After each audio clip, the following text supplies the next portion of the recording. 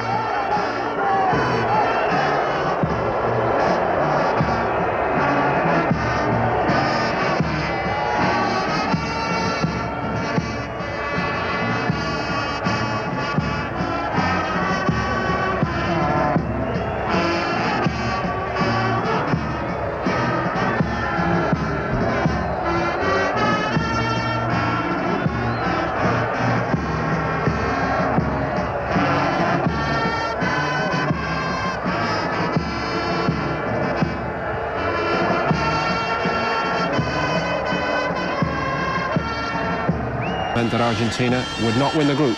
So ahead of schedule, they now meet Brazil in Rivera. Match betting for this one. Brazil, even money. The draw, 11-5, and Argentina, 9-4. Second favourites of 2. But try separating these teams in any historical perspective. What a prospect for our commentary team, Trevor Francis and Martin Tyler. The defending South American champions against the reigning world champions.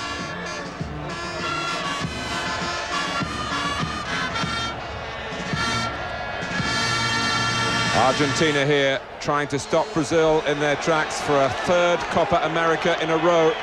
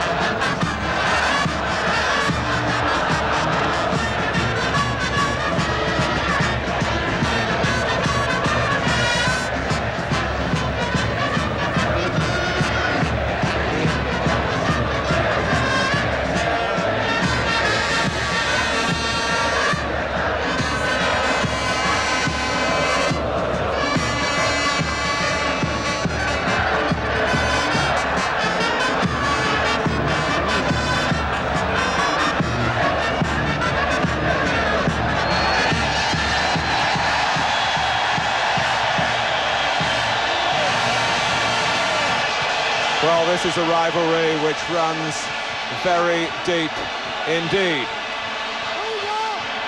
Mario Zagallo, certainly like everyone else, very surprised at Argentina's failure against the United States. He's had 3 days to sharpen his strategies against the old enemy. He's decided to stick with the side which outclassed Colombia, keeping faith in particular with Andre Cruz in the centre of defence and Leonardo in midfield.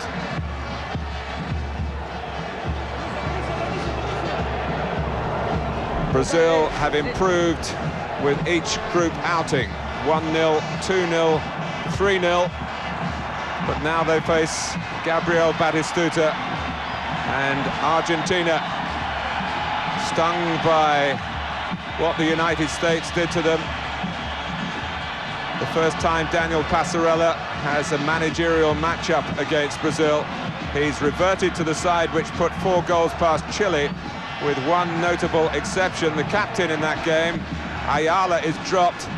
He made the mistake, also which cost Argentina their 3rd goal against the United States and their place at the head of the group. So Nestor Fabri partners Cáceres in the centre of defence.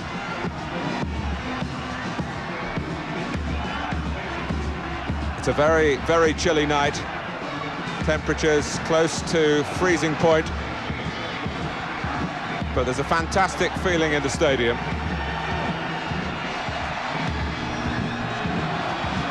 And sharing the anticipation, Trevor Francis. Yes, on how many occasions have we said in major tournaments that this game would probably be the one for the final? Well, it certainly applies tonight. The 2 strongest teams in the tournament, they've come together much earlier than we anticipated, and it really is an intriguing clash.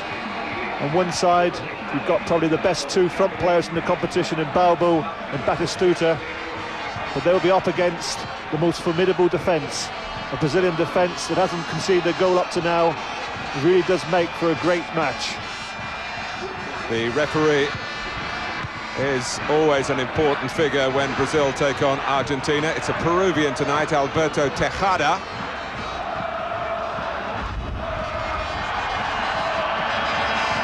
Well, Argentina looked powerful at the start of their group campaign, before Passarella's 2nd string were shocked by the United States. He's been brushing aside the criticism he's had here and back in Argentina itself,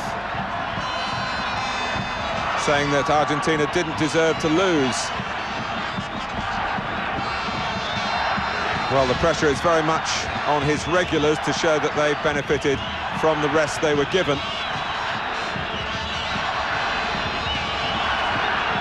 Taparel and Cristante, the 2 goalkeepers of very differing experience. A year ago, on July the 17th, of course, that was the day that Brazil were crowned champions of the world. It took a penalty shootout against Italy, and certainly penalty shootouts are very much the system of the moment here in the quarterfinals of the 1995 Copa America.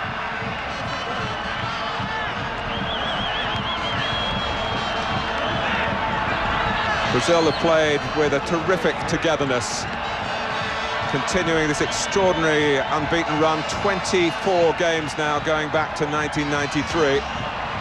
They're in sight of the all-time Brazilian record of 29, which was set by the side of the early 70s, including in that run was a World Cup success, of course, as well, when Mario Zagallo was the manager in 1970. But Argentina, one of the few countries in the world to have beaten Brazil more often than Brazil have beaten them, and in the Copa America in particular, they've done excessively well, you might feel, against the Brazilians, who haven't always been represented by their very best side in this South American Championship. Balbo has the captain's armband, and he and Batistuta thrusting forward then.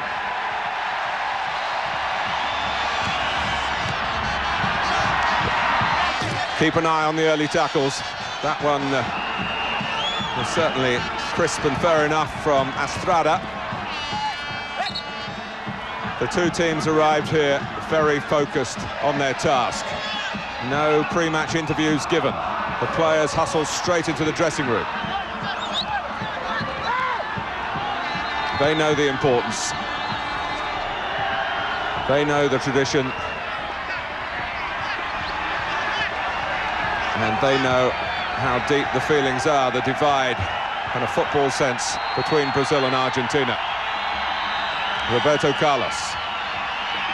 Leonardo, a scorer against Colombia when Brazil was superb.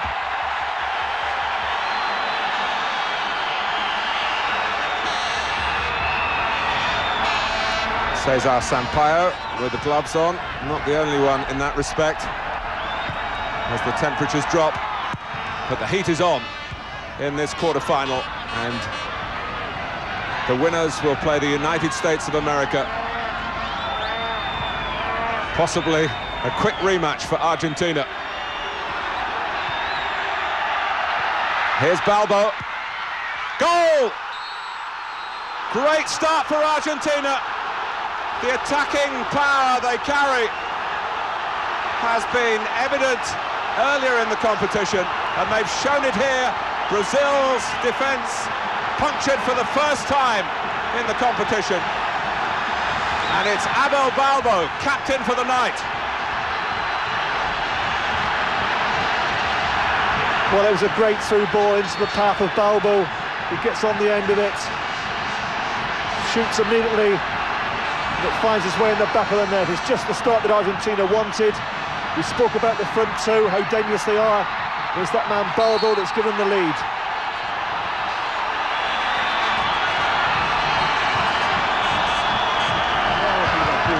The goal after 2 minutes, set up by Borelli's pass, drilled home by Balbo. So what of Brazil now? They have to play like world champions if they're going to have a chance of being champions of South America. Savio, the player, brought down. Chance for a quick riposte here.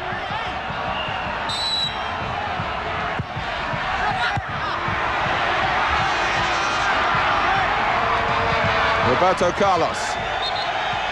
Juninho can't keep it in.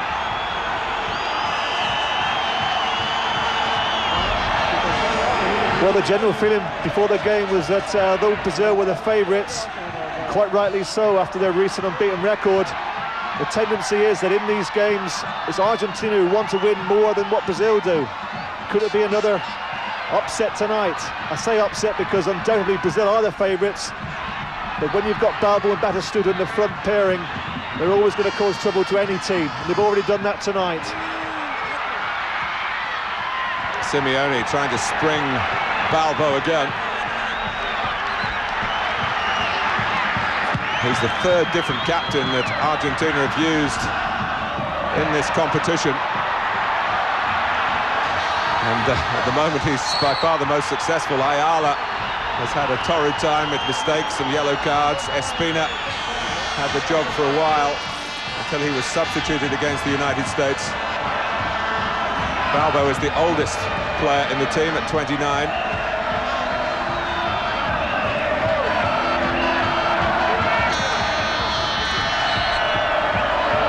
Juninho with a Brazilian free kick. Edmundo, Leonardo. Shot was interesting, it didn't get far enough. Roberto Carlos! Well, making light of an outrageous angle. With no surprise, it wouldn't have counted. But it was a great strike nonetheless. Well, we've said on many occasions, haven't we? It doesn't matter what the distance is, it doesn't matter to Carlos. He must have the most powerful shot in world football at this moment, and here he strikes this with great power. Unfortunately, a couple of his teammates have wandered offside.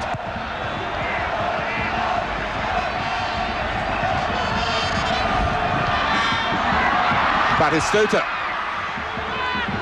saw the ball roll into his path within range.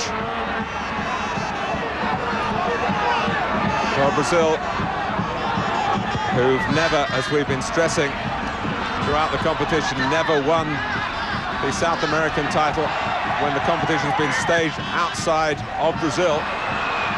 They're in trouble again here to Batistuta, and it was a whisker away from Balbo.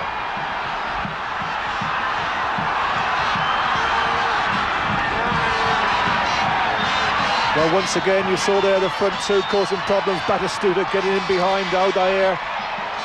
He really leaves for dead. And the ball is a little bit too firm for Balbo.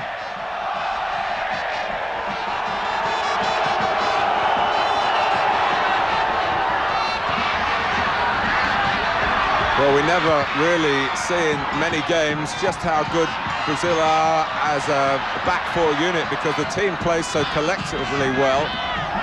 It's hard for opponents to really get at the heart of the Brazilian back line, but Argentina are doing it successfully here. And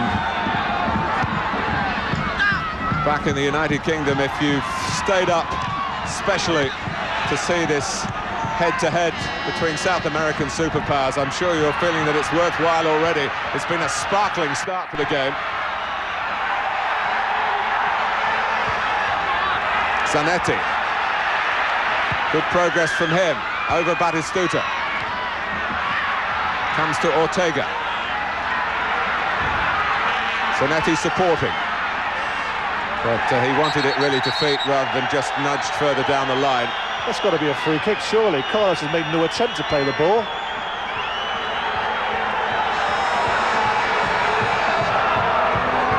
It's the pride of Brazil that, of course, makes them great champions. And that pride has been stung here. Dunga. Fabri, who's replaced Ayala. Oh, it's a calm kick from Cristante. It's only his 5th cap. By far the biggest game of his career. Andre Cruz with the interception.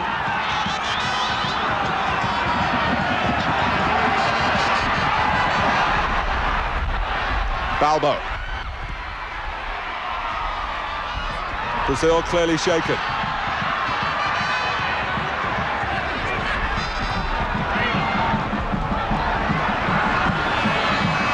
Well, it's a great start that Argentina have made. I was very interested to see how they approach this game, because it must have had a damaging effect on their morale losing so heavily to the US, but they've started very, very confidently. It's another shot for Taffarel to deal with from Balbo, never one that was really going to challenge him. But of course, Passarella has been saying, whatever happened against the United States, I wanted my players right for the quarter-final. They have the opportunity to show how fresh they are, given the intense nature of fixture upon fixture in this competition. Brazil with relatively few changes made by Zagallo. Foul by Estrada on Juninho. This is no night for gentle apologies to be accepted. Juninho's angry, Brazil are angry. They're a goal down.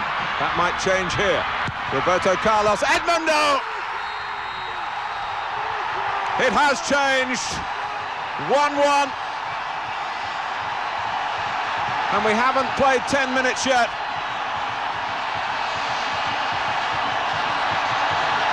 Well, what a fantastic response from Brazil.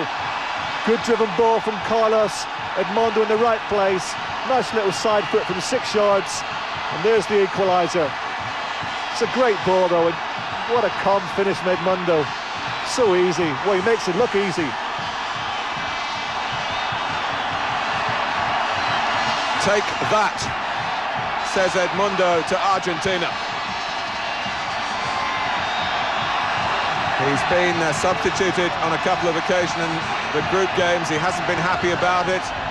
He's been playing down talk by the Brazilian media that there might be a rift between him and Zagallo. But Zagallo's supporting Edmundo in his selection here, and Edmundo restoring some order for Brazil, and certainly restoring parity on the scoreline. This, as they say, is what it's all about. Two nations for whom international play is such a priority. Fabri can't get away with that. Well, the referee's right. He's saying that's the 3rd offence. He's not standing for any more, and it goes in the book.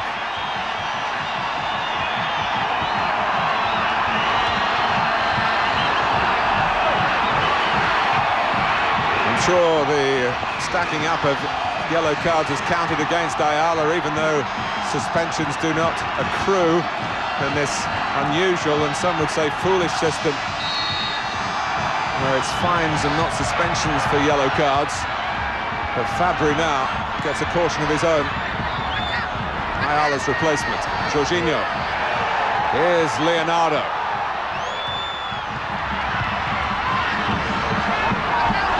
Borelli.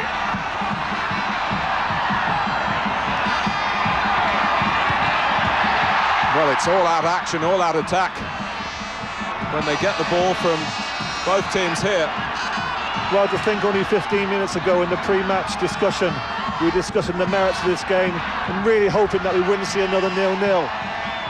That's the reason why football is such a great game. It's so unpredictable. We've been playing 11 minutes now. It's a fantastic opening, 2 great goals.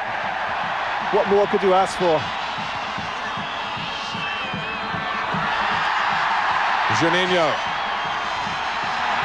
Cesar Sampaio. There have been plenty of times in the past where these rivals have concentrated more on kicking each other than the ball. But the play here is at a bewildering speed. Fabry. Balbo. Giving Argentina the lead. Edmundo equalising. The match 2 years ago finished 1-1, but it was a very different type of contest. It was decided on a penalty shootout, which, thanks to that great penalty saver, the Argentina goalkeeper Goicoechea, Brazil went out. 2 years before that, it was a league, a mini-league to decide the title, in which Argentina won it. Brazil finished second. The crucial game went 3-2 Argentina's way. And of course, it was only a year before that, in the World Cup finals, that Brazil was sent packing from Italian 90 by that late Canigia goal in Turin. Passarella again puffing nervously at the cigarette. So Brazil, you might feel, in a major competition, owe Argentina one. Aldair.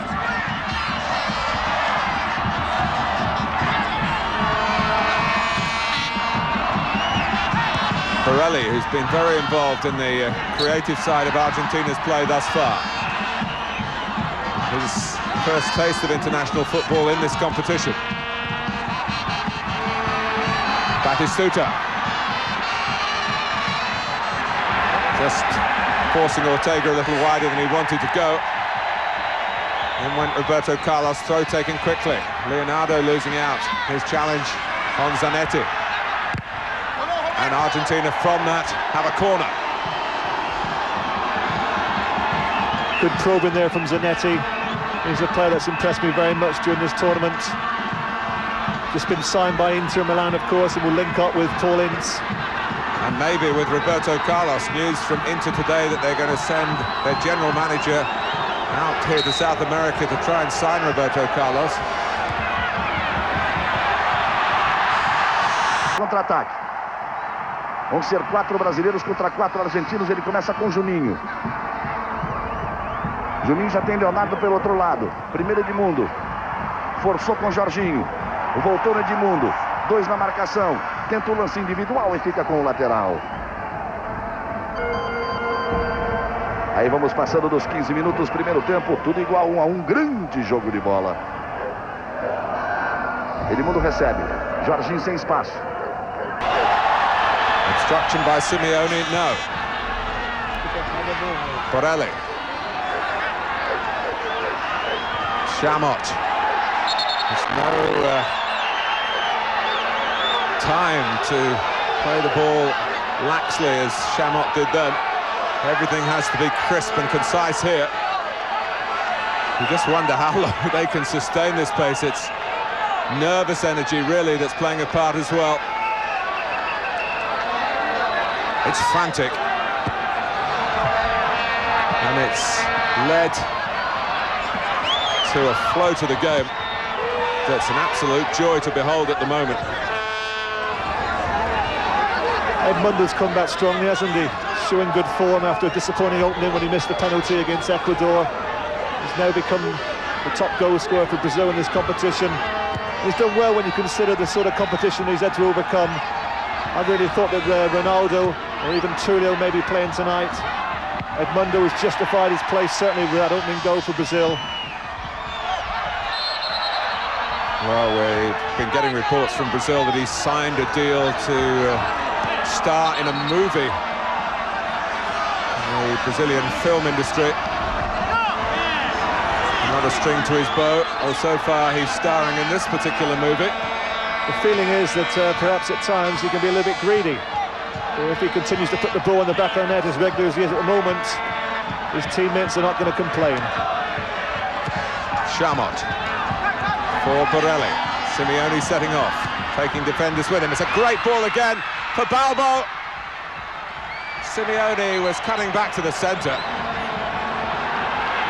And Brazil may well be complaining to the referee, but they've got to ask some hard questions about their own play defensively. Well, it was a great ball, but Balbo needed to hit it first time. Ortega with the corner. Oh, and Taffarel was thinking about what he was going to do with the ball before he'd actually claimed it.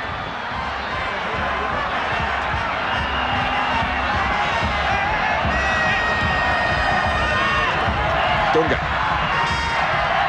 who was talking in relaxed fashion yesterday, saying, well, we'll have to play Argentina somewhere along the way. We might as well play them in the quarter-final. He might not have been thinking that after a couple of minutes when Brazil were a goal down. Borelli, who's played two terrific passes for Balbo. Pressure by Zanetti on Roberto Carlos.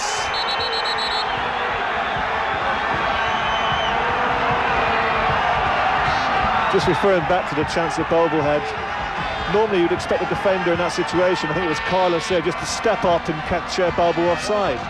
He elected to run with him, and if you do that, you have to get your tackle in, and he certainly got his tackle in, but I thought he was a bit fortunate because if Balbo had decided to hit the ball first time with his left foot, could have been the second goal for Argentina. Savio. I think that's Fabri again, isn't it? It is. And the referee gave him a long, hard look. I think he looked, first of all, just to make sure he knew who it was. And Fabri is wobbling on the tightrope.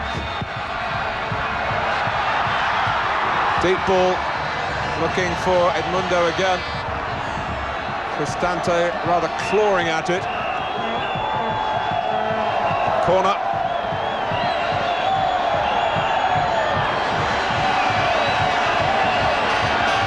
Well, they left it to the goalkeeper, and he did about enough. Corner veering in towards the near post from Leonardo. Brazil, of course, playing their fourth game in a row here in Rivera, comfortably based on the Brazilian border.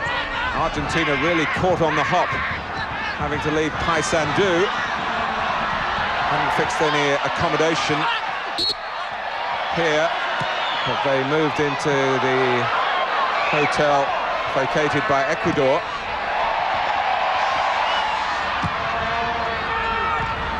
Balbo. Taken on by Estrada. Borelli. Aldair allowing himself the luxury of a look to play it out accurately.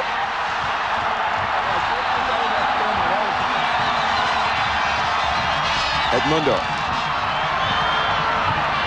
Both Edmundo and Savio quite prepared to go into wide positions and work from the outside infield.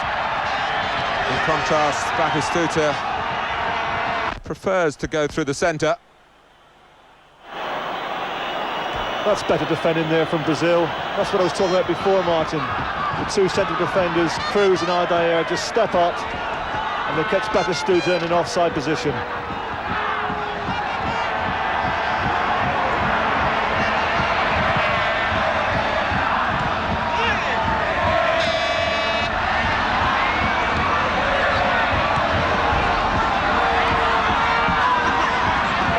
Simeone. Slipping past Jorginho and then Juninho. Ortega. Couldn't quite lift it over the head of Leonardo.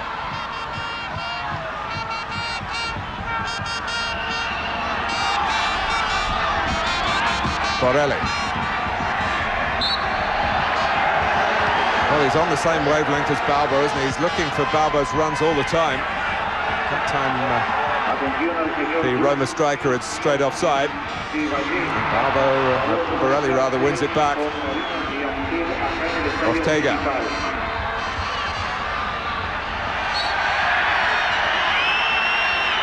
Just caught by Juninho. On the stretch.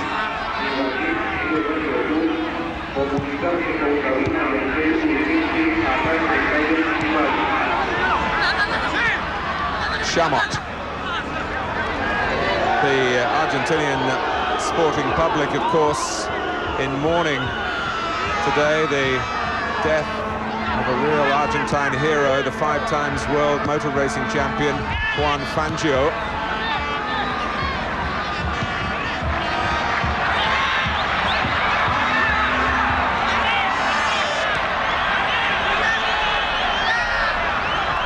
Taffarel, momentarily caught in 2 minds.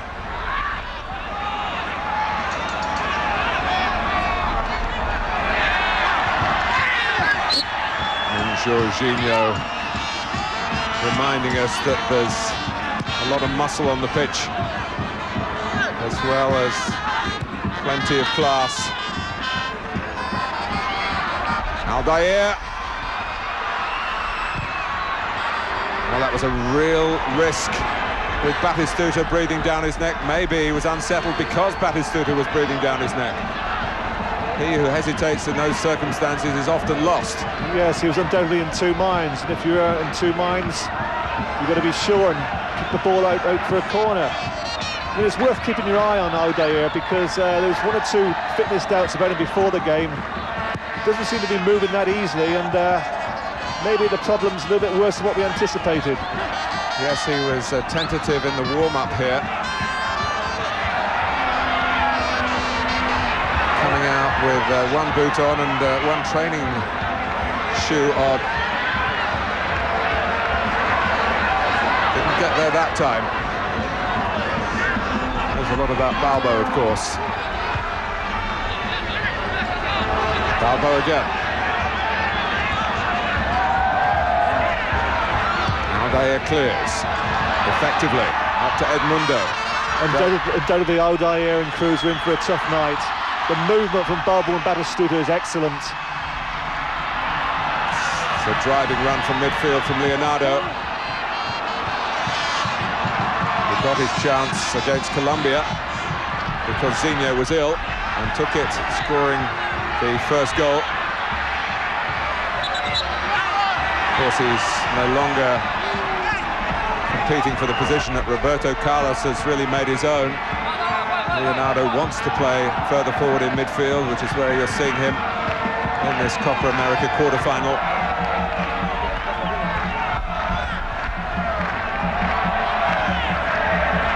Dunga.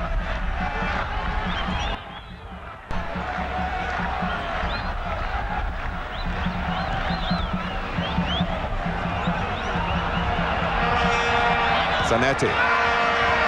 Balbo. Andre Cruz, who's a strong left-sided central defender. Edmundo trying to rip away from Chamot. Argentina have always taken the South American Championship very seriously. The same cannot be said for Brazil in bygone tournaments. It was often an invitation event and they declined the invitation, or if they did, they'd send regional representatives rather than the full national side, which explains their relative lack of success compared to Argentina and Uruguay. But it's a mandatory event now, every 2 years. And you just wonder, given what the United States have done in this tournament, whether they'll play it in the States sooner rather than later. Juninho, Edmundo. Cristante blocks with his legs. A Brazil breakaway, and Edmundo in the clear for a moment again.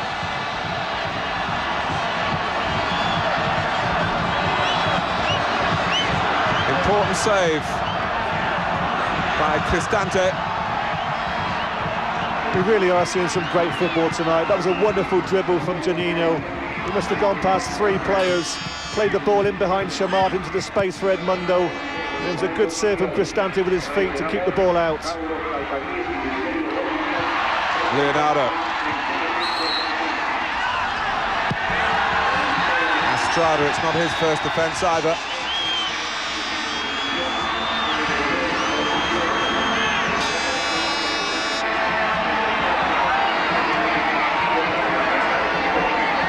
The referee from Peru.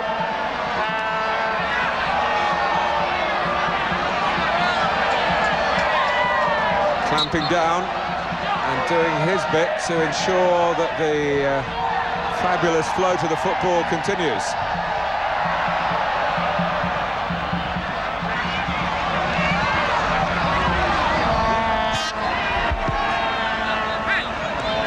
Borelli.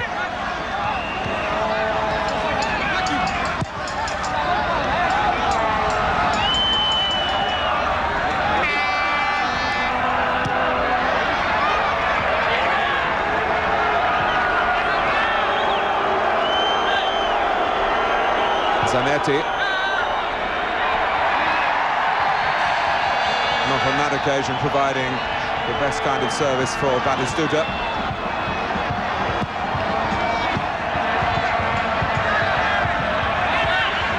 It's a very confident ball across from Jorginho to Andre Cruz. And Brazil is still going from that. Now Cáceres is in trouble. It's another yellow card for Argentina. And for the centre-back, Cáceres.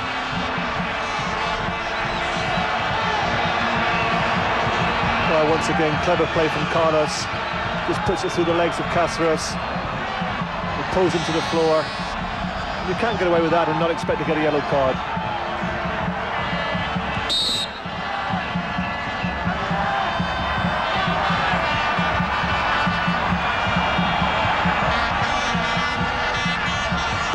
Roberto Carlos. Andre Cruz settles for the throw. And then receives it from Jorginho. Cruz was actually waiting at the far post, hoping that Carlos was going to put it there for a header. But he should know better when Carlos has got the ball. There's only one thing on his mind, that's a shot. There might be something on for Argentina here. Ortega, Batistuta, Gabriel Batistuta. Brazil hang their heads and look at the goalkeeper as to how that got in at the near post. Argentina are back in front, and Gabriel Batistuta holds his arms aloft in triumph. Well, it must go down as a goalkeeping error. Batistuta hits it hard, he hits it early, with great power, and it goes straight through Tafarel into the back of the net. He's going to look at that a few times, have nightmares about that. Immediately acknowledged his teammates that he was at fault, and quite rightly so, because a goalkeeper of his ability should get his body behind the ball and shouldn't allow that to squirm through into the back of the net. Well, he was overpowered by the pace of the shot, and Batistuta has restored the lead for Argentina. He's helped himself to his 33rd international goal. He's just one behind Maradona now. Another foul against Fabri, who certainly voiced his discontent. And as we've been saying, he really is the major candidate not to go the distance here.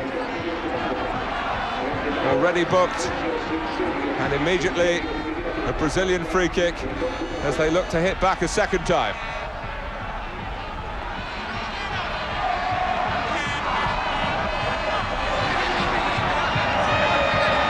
Juninho, who scored against England at Wembley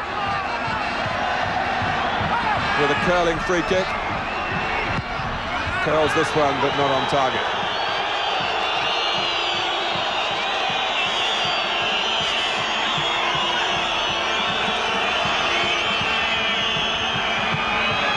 Whether it's part of Argentina's game plan, I'm not sure, but it's interesting that both goals have come from a similar area. They really have exploited that area between Carlos in the left-back position and Cruz as a central defender. Bobo scored in that situation, and it was Batistuta making a similar type of run in between those two defenders. Ball is played in there, and it's in the back of the net. It's something that I'm sure that Argentina have looked at in previous games with Brazil, and they've certainly exploited it. And they've got the big hitters up front. Abel Balbo and Gabriel Batistuta. In terms of goal potential, the real heavyweights in this competition, indeed, you'd say, in world football generally.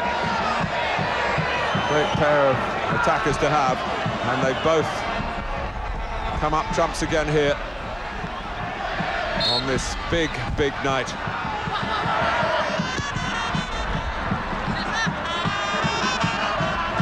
Dunga.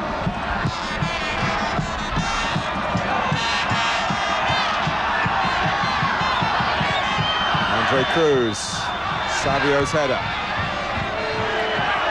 When you hit shots like that and they find their way into the back of the net, you often feel it's your night. If you remember against the US, Batistuta found himself in similar positions on 2 or 3 occasions, but never even made the keeper on that occasion, Casey Keller, have to make a save. But tonight he's hit it hard, he's hit it with great power, and it's in the back of the net. And of course, Gabriel Batistuta has done more than most to bring these back-to-back titles in 91 and 93 for Argentina in this competition. In fact, we first really heard of him as an international force in the 91 tournament, when he scored 6 goals, 3 more in 93.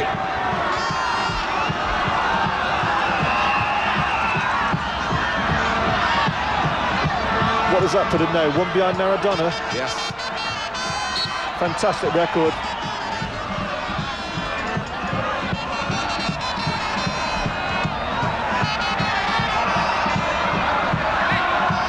Aldair.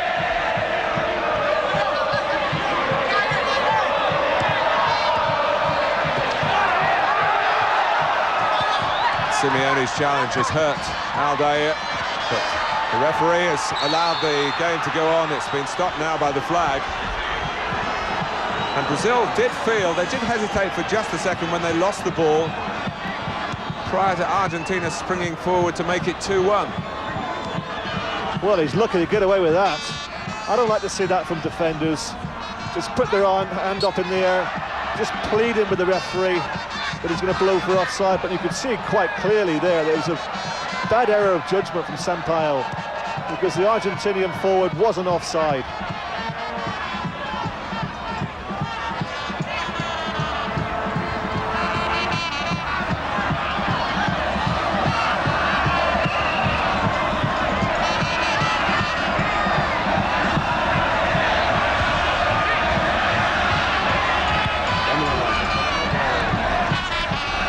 Borelli.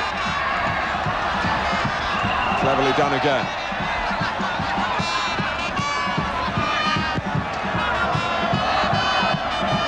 Well, I don't think half-time is going to be long enough for our studio guests to dissect all that we've seen. And there's still 10 minutes to go before that half-time whistle. So many good performances out there. I'm impressed with this Argentinian midfield. Dunga's having a torrid time out there. Normally such an influence on this Brazilian side. Not easy for him. He's, what, 31 years of age now, and he's not easy when you're playing regularly as these players are. This is his 4th game in about 10 days. He's finding it very, very hard going tonight against Borelli and Estrada in the centre of that midfield. Cesar Sampaio. Juninho trying to recapture the rhythm for Brazil.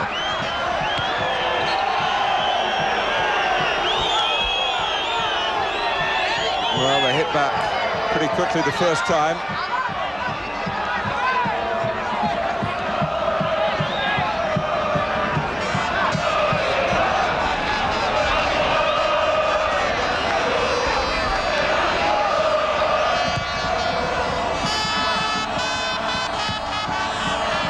Dunga's header.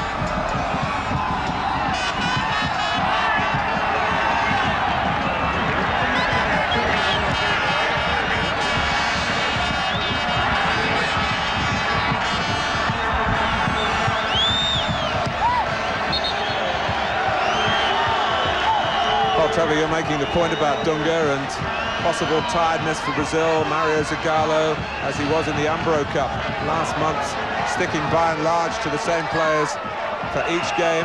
Has Passarella got it right, perhaps? We'll know that in about an hour's time. If you win, the manager's always right. If Zagallo loses that, I'm sure the critics will say he should have brought Zinho back instead of Leonardo. Perhaps he should have played Tullio. In fact, you can make a case for 2 of them because they've not been flush with goals, but Zinho has scored. Tullio came on in the last game against Colombia and scored with a fantastic overhead kick, but neither of them are here tonight playing.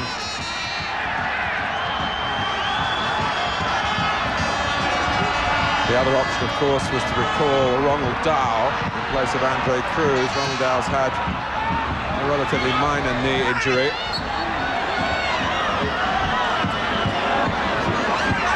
Perhaps the other concern defensively is just how fit is Aldair.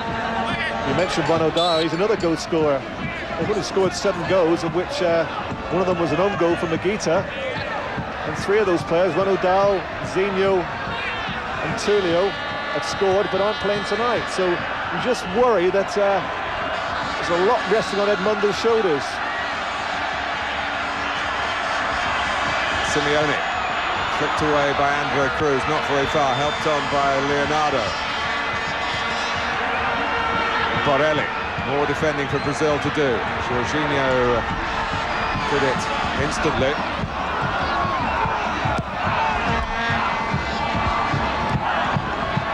Yes, you say an own goal by Higuita, and the Copa America authorities have recorded it as that, but Brazil have officially given it to Juninho, who took the corner,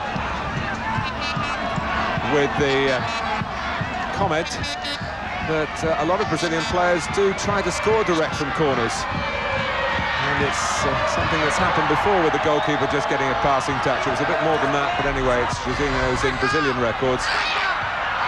And here's Juninho again, claiming he was just nudged at the crucial moment.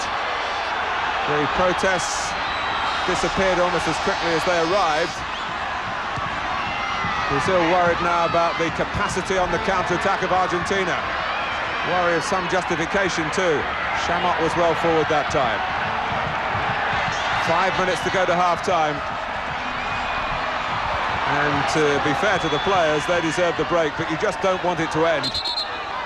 It's such a spectacular contest here.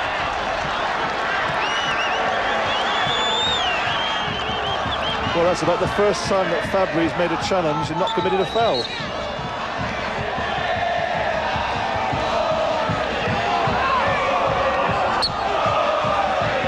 And it didn't take place there either. It was on the dead ball line.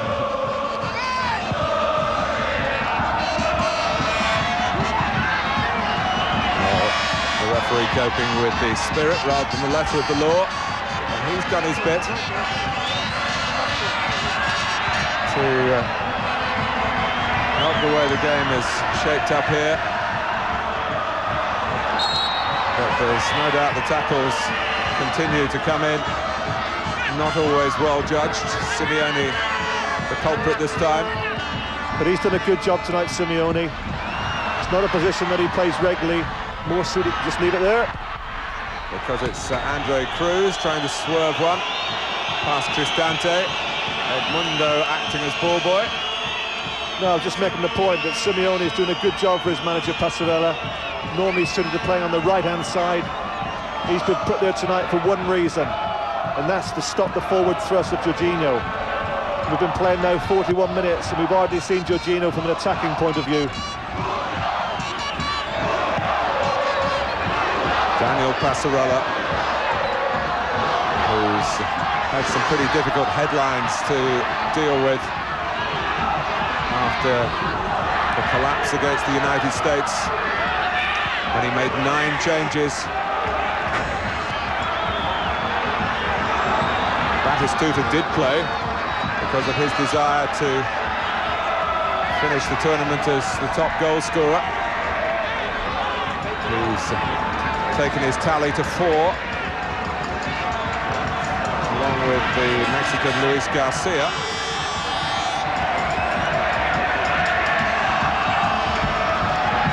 Mexico, of course, now out. Andre Cruz.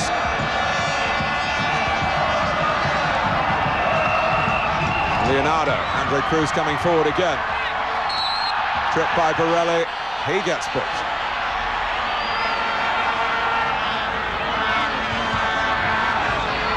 Well, they're defending with more desperation. Brazil are, if you judge it by yellow cards, but they're attacking with great verve. Batistuta wanted too long. Juninho nicked it from him. Edmundo. Oh, Fabri hesitated for a moment. It looked as though Edmundo would be past him, but there was help on hand. Wrong decision, wasn't it, from Edmundo? Ball was played into space. He had to hook it in early. Delayed it, tried to beat Fabri. Came off second best.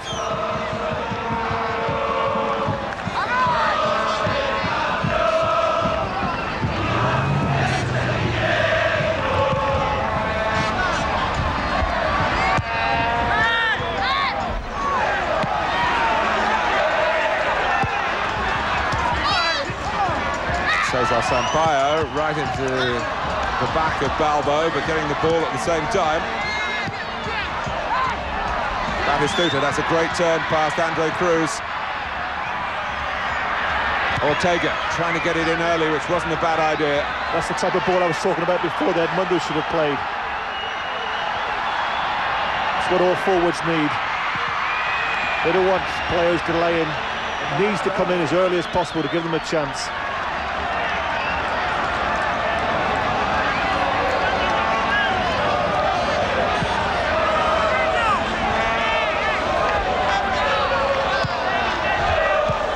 Jorginho nudging it on for Savio, and he's sent tumbling by Estrada. It's his second yellow card, and Argentina are down to 10 men. Estrada sent off right on half-time, and you could see it coming, and the referee losing patience here. Unnecessary, close to the touchline, he's off. I think we should applaud the referee, because I think he's done an excellent game in this first half. They've just pushed their luck a little bit too far with him, and that was the correct decision again. It was a clumsy tackle, and if you make those kind of tackles, Martin, you have to go.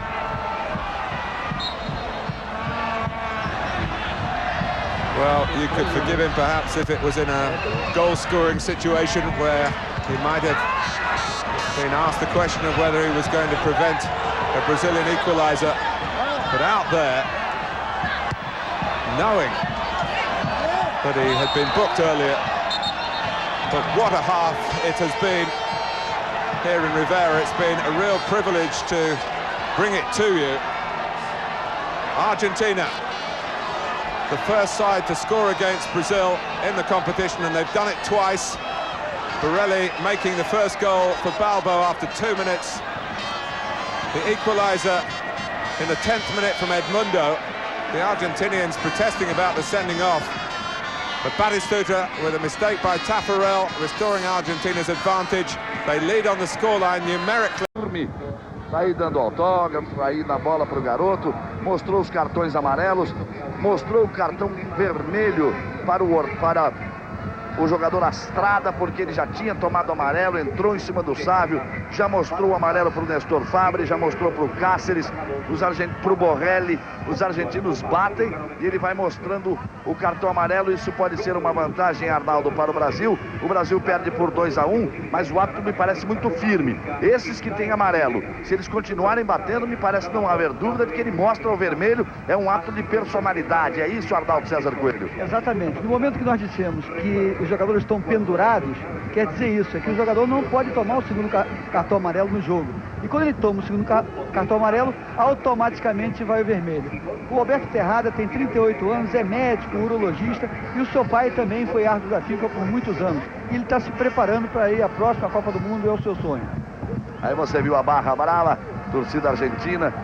Aí a torcida brasileira da fronteira esperando, confiando, como nós aqui, como você aí, de que o Brasil vai virar ainda este jogo. O Brasil que tem esta vantagem de um homem a mais, que vai vir com tudo, não tenha dúvida nenhuma. Na noite gelada de Rivera, temperatura baixando aos 3 graus. A noite gelada, o Brasil precisa pôr muito calor humano no seu futebol. Muita vontade, muita garra, muita determinação para partir para cima da Argentina e virar o jogo no segundo tempo. Aí Leonardo voltando Aldair, voltando Jorginho. Vamos ver se temos alteração. Volta Roberto. Vai voltando o time brasileiro e nós vamos com Roberto Tomé. O time brasileiro volta com a mesma equipe que terminou a primeira etapa. Estamos esperando aqui a subida do técnico Zagallo para conversar com ele e saber que alterações de razão tática, de ordem tática, ele vai promover da equipe. Aqui subimos Zagallo. O Zagallo está dizendo que está sem voz. O Zagallo está sem condição de falar.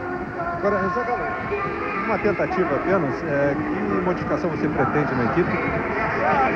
Não tenho condição de falar para você, Tá certo. Bom, nós entendemos. Conversar com o preparador físico, Luiz Carlos Prima. O que o Zagallo tentou passar para os jogadores, hein, Prima? E nós temos que ter atenção nas bolas de primeiro, não pode tocar muito passe errado no meio campo para poder a bola não perder na frente. Foi isso que ele pediu no vestiário. Agora, em relação aos contra-ataques dos argentinos, a rapidez dos dois atacantes, Balbo e Batistuta, que cuidados o time deve tomar? Que os dois laterais nossos, para eles fecharem, para fazer a marcação no meio, é onde eles estão tendo a vantagem um pouco nas costas do meio campo nosso. Aí está o preparador físico Luiz Carlos Prima, Galvão. Aí, portanto, a Argentina vai para fazer uma alteração, porque foi expulso. Don't forget, both semi-finals will be live on Sky Sports, but we've got some issues outstanding at the quarter-final stage here. And exactly a year on from Brazil's World Cup triumph, can they wrest the Copa America from Argentina's grip? Let's go back to Trevor Francis and Martin Tyler. Thank you, Paul. Well, Daniel Passarella has lost a holding midfield player in Astrada with that sending off right on half-time. And he's replaced him with Perez, positionally, who's the logical candidate from the substitutes to come on. He's the number 5, and Ortega has had to be sacrificed. Away we go for the second half. The 11 of Brazil against the 10 of Argentina, who lead by 2-1. Dunga, Juninho, leaving Perez.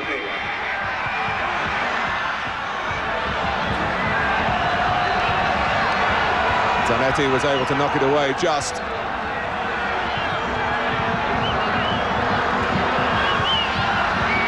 Well, Argentina, you feel, might have to forfeit a share of possession here, but they still retain the big two up front. who split the goals between them here.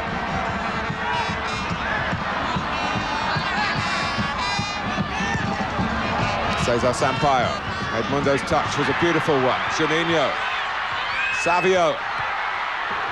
Well, Brazil, as you would expect, starting the second half, meaning business. Well, that was great interplay, wasn't it, from Juninho and Savio. All of Juninho's work is in around the penalty box, and he's such a danger when he goes into the box. Just overruns it slightly.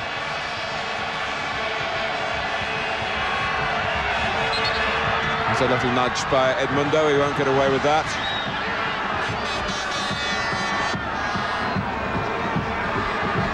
Well, Brazil, with typical efficiency, have already made their reservations in Maldonado in preparation for a semi-final that they're some way away from reaching at the moment. They've been making noises that they would like to play it here, which has been their base, so close for their fans. They've come from all over Brazil for this one, primarily for the group games from the nearby southern areas. Simeone joins the list of Argentina bookings.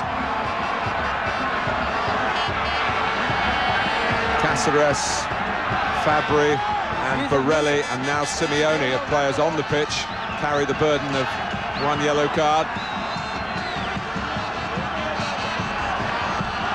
Dunga clapping his hands, the archetypal captain. The Brazilian fans back Roberto Carlos. But he can't respond this time to that backing. Well, no team likes to play with 10 men, but it may not have the effect that you think it will have, because obviously it's a loss to be without Estrada, but the reason why I say that is because Brazil, they play with Sampaio just in front of the back four as a shielding player, in front of the middle two there, Aldair and Cruz. And he never really gets involved in any build-up play. We tend to sort of miss him out and concentrate on getting the ball to Dunga and Juninho. So perhaps because of this, it may not be such a big loss.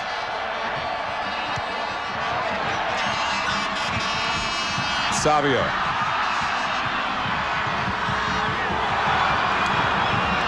Mario Zagallo's predecessor as Brazilian national coach, Carlos Alberto Pereira, believes that one way to make football even more attractive is to make it a 10-a-side game, but there is natural space to use.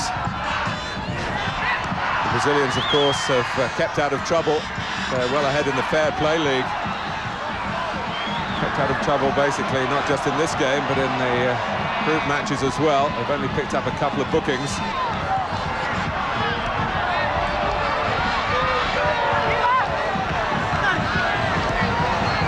I would have thought at half-time that Zagallo would have made a change and taken off Sampaio, because really what he's trying to do, what he's been doing in the first half, is shooting the back four, but really I think in the second half you've got Batistuta and Balbo. They're going to be isolated. They're not going to get the support they did in the first half. Edmundo. Here's Aldair with license to come forward. But you do feel that they haven't got the physical presence in the penalty area for that type of fight for it cross, and it comes in more precisely as it was when Edmundo scored Brazil's goal here. Well, of course, they've got the touch and the movement. But they want the big men up from the back at a corner, although it goes short to Jorginho. Back to Leonardo. Comes for Cesar Sampaio. Tried to steer it into the top corner. Well, he was forward, Trevor. Well, that's the first time he's got forward in the game, and he almost made me eat my words there. Well, he could do it because Argentina had pulled everyone back. They tend to go for that placement, don't they? That's what Leonardo did against Colombia. Rather than blast it, a little side foot, almost placing it. Just gets a little bit too much height on it. He knew where he wanted to put it.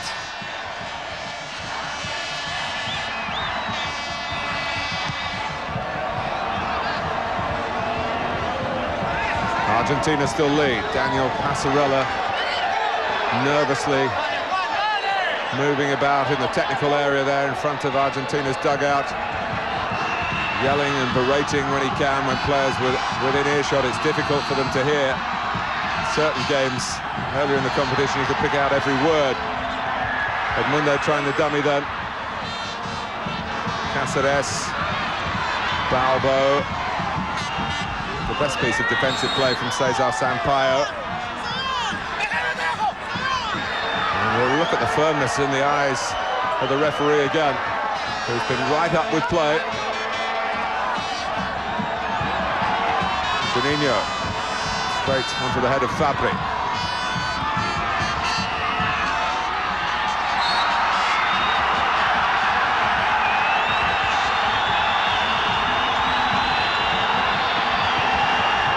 That was painful for Jorginho from Simeone, who was booked earlier in the half.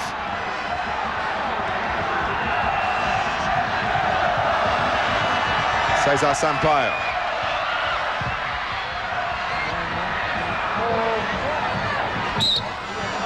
Just a little bit of impeding there, Zanetti, by Roberto Carlos. Again, the referee right on the spot to recognise it. Alberto Tejada from Peru. It was a considerable honour to be chosen to officiate this match, given the status of the contest. Maybe in some ways a doubtful honour, given some of the previous meetings between the countries and the number of red cards. Batistuta.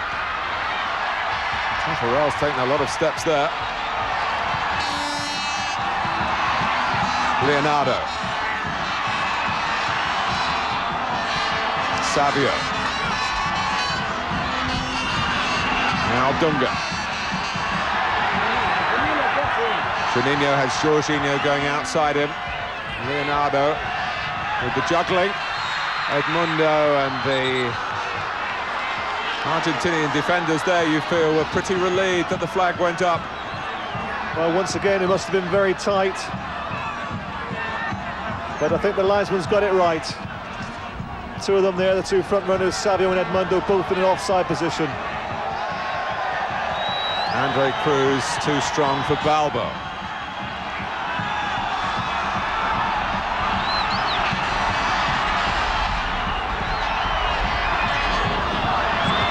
Zanetti. Here's Borelli, who's on the same wavelength with Balbo. Batistuta. Well, Brazil was suddenly opened up through the centre, right from Borelli picking the ball up. And Tafarel had to be very quick off his line to cut that one out. Yes, it was good alert keeping from Tafarel.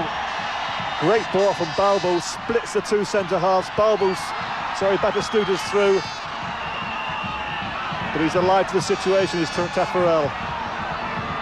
He was a bit worried about where the kick was going to end up as it struck Batistuta, though. Roberto Carlos. Leonardo trying to get it across the face of the goal quickly and couldn't quite wrap his foot around it. We've had almost 10 minutes in the second half, and the 10 men of Argentina retain their 2-1 advantage.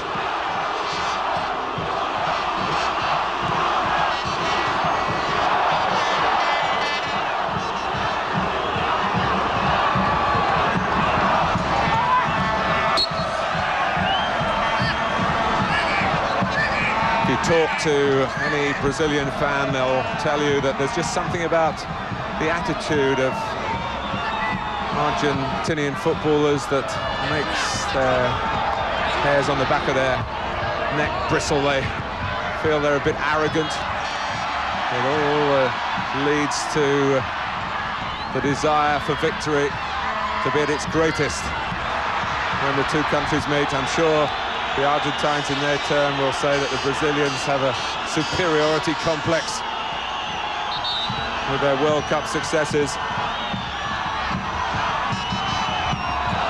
Well, they certainly play a good pressing game. I've said on many occasions that I've never seen an Argentinian side work as hard as this one. Except, of course, in the last match against the US, when they were missing so many players. But The feature of this game tonight is the pressing. They work so hard for one another. Batistuta, who's happy to shoot from anywhere, but even with the sting he carries in that right foot, it would have to have been something extra special from here. But he's bettered Taffarel from an acute angle from one side. Why not try from the other?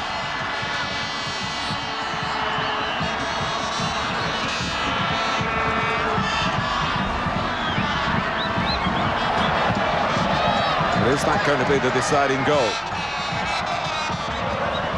Brazil trying to drag defenders out of position, patiently moving the ball if they can to the full width of the pitch.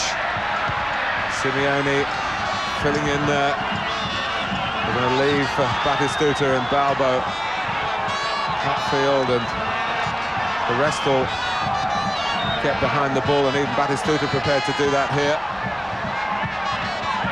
I personally don't think that Brazil have got enough players in attacking areas, Martin. Leonardo. Roberto Carlos. You know, I feel they rely so much on the front two, and Janino coming from just in behind. I mean, Dunga doesn't get anywhere near the box. Leonardo, just leave it there. Roberto Carlos got round the back. And that would have been a story, wouldn't it, if Janino had risen at the far post amongst the defenders and headed the equalizer? Well, at least he wants to get in the box, doesn't he? It's a good cross from Carlos. You don't expect Janino to out-jump 6-foot defenders, but he gets up well for a small fella. But I'd like to see one or two others get in the box. Leonardo has played most of his football at full-back, although in the Japanese league with Kashima he's been playing as a striker, I believe. But he's not what you call an outstanding goal scorer. I think that Zagallo now, we're approaching the hour, he certainly has to think about bringing on another forward. And you'd like to see maybe Aldair, when the ball goes wide, taking a chance of charging into the box, a la Alexei Lalas.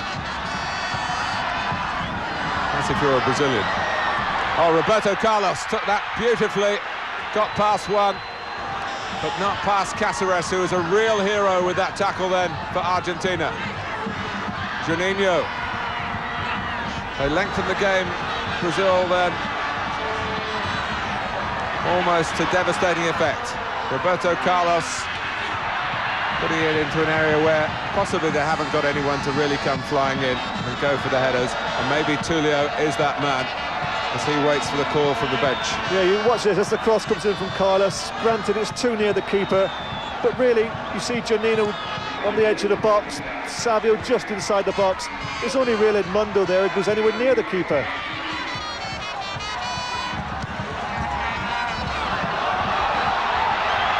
Andre Cruz having to sprint. Aldair, the world champions, are 2-1 down with just over half an hour to go to the defending South American champions, who are looking for a hat-trick of titles. Leonardo.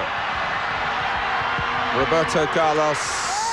Well, whether it was a slice, whatever, it was a wasted opportunity from a wide position to get a decent ball in.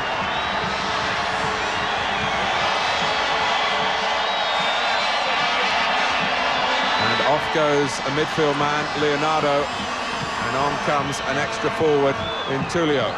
Maybe Savio will play a little bit deeper.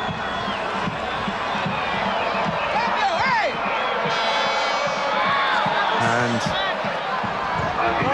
Daniel Passarella has reacted, and he's going to make a change of his own. No foul. Cáceres on Savio.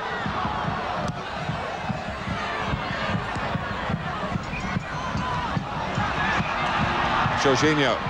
Aldair striding forward.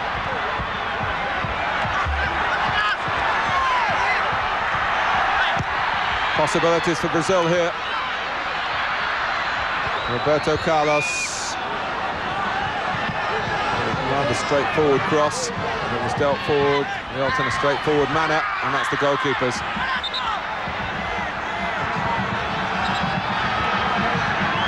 Well, I think Cristante, they expected his defenders to attack the ball. They all left it.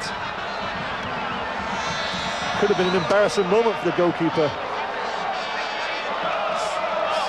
Well, this is something of a gamble. Batistuta is being taken off for a defender, Ayala.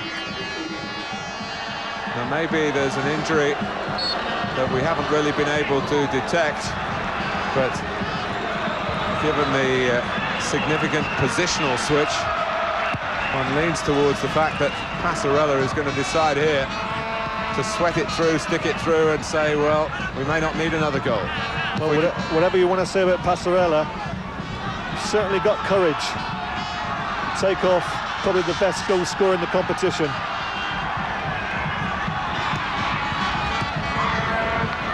Yes, if it backfires on him from here, after what happened in the last game,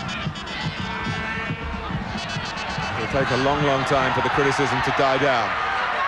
Juninho. Cáceres with a header, it's not totally cleared the danger. Roberto Carlos going on. Back for Dunga. Argentina. Funneled back. Aldair. With a real hit and hope. Yes, Argentina won't mind if they can limit Brazil to shoot it from that sort of distance.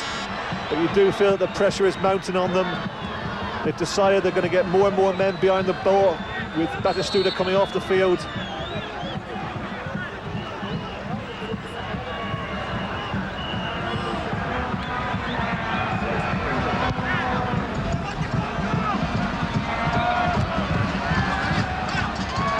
Zanetti.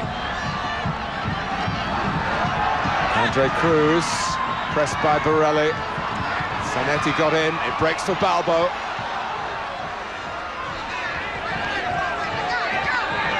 That was a good example of the pressing I'm on about. You saw Cruz there just stumbling with the ball. Immediately, 3 Argentinian defenders pounced on him. That's what you call good team spirit and good collective play.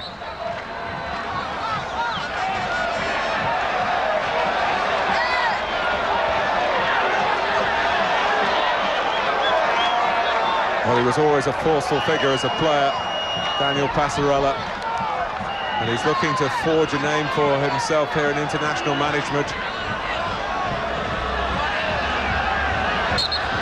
Borelli takes a free kick that Brazil weren't happy about. Ayala right in there.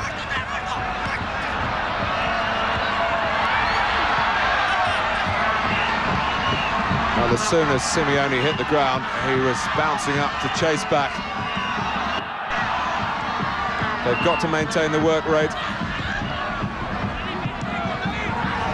And to that extent, the fact that the majority of the side weren't in the starting lineup against the United States is in their favour. Tulio.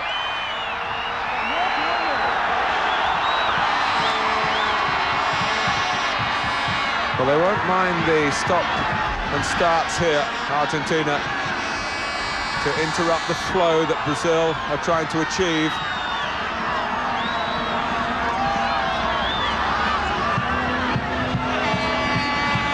You can see that Tulio caught Simeone. Well, the sending off has meant that it's a different type of contest here in the second half, but in its own way, it's just as compelling to see whether Brazil have the firepower here to pull this quarter-final out of the fire. Dunga. Here's Aldair. Jorginho calling players towards him. Look at the players that Argentina got around Juninho. Nicely done by Borelli. Zanetti, great recovery by Dunga. Handball by Borelli, who has been booked.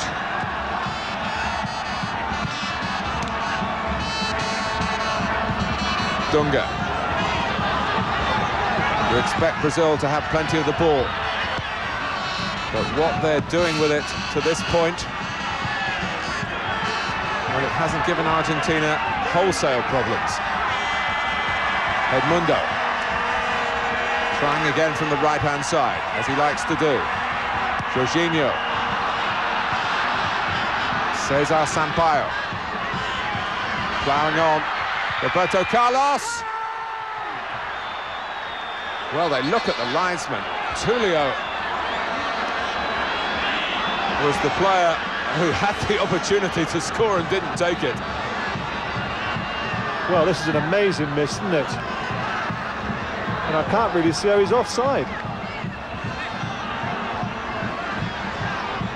Well, they were appealing for offside maybe more on the first ball for Roberto Carlos, but the referee gave the linesman a thumbs up. And look at the reaction there from Cesar Sampaio as he realised the chance was missed.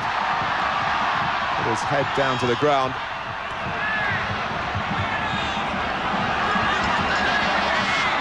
Well, there have been many times in the past when Brazil have taken this tournament lightly and gone out of it without a fight. They're certainly fighting here, but they might still go out. Argentina trying to put up the shutters. Andre Cruz. Passarella needs heroes out there in blue and white striped shirts. Savio withdrawn into a deeper role as Leonardo was taken off to facilitate the arrival of Tulio. Aldair. Back go Argentina again. Dunga. Savio. Close down Roberto Carlos in a pack again. Brazil need to be able to retain the patience in their approach, not panic, and retain some defensive concentration as well. Simeone's got Balbo with him. A breakout by Argentina here. And given the weakness that Tafarel has shown on the near post, maybe that was in Balbo's mind. He was considerably off target in his attempt to squeeze it into that area here. Well, it all started from awful defending from Aldair. Simeone had overrun the ball. Aldair should have just taken the ball away, far too casual. Allowed Simeone to go through, and they were faced then, Brazil, with a 2-on-1 situation.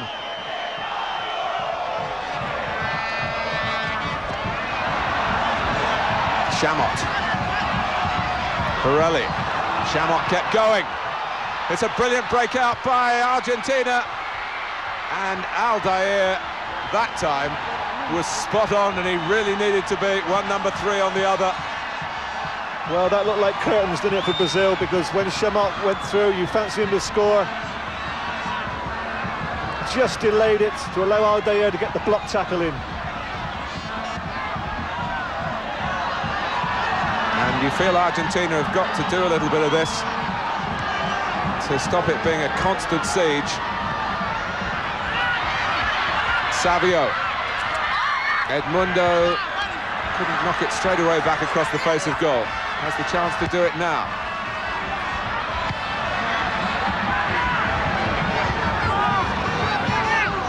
Roberto Carlos. Now Cesar Sampaio. Dunga. Aldair has a crack. Argentina will feel if they keep coming from there, even from Brazil, the chances are they'll see it through. Yes, once again it's from distance. Aldair fancies his luck. It's his second shot in this half, but it doesn't trouble Cristante. We've been playing now 25 minutes in the second half. I can remember one decent chance for Brazil. Maybe another one here. Savio!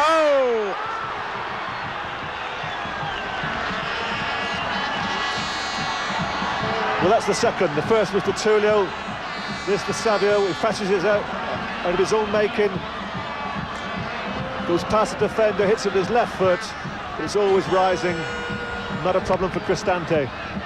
Brazil looking for an equalizer for the second time in the game. If it finishes level after 90 minutes, no extra time, remember, it would go to a penalty shootout.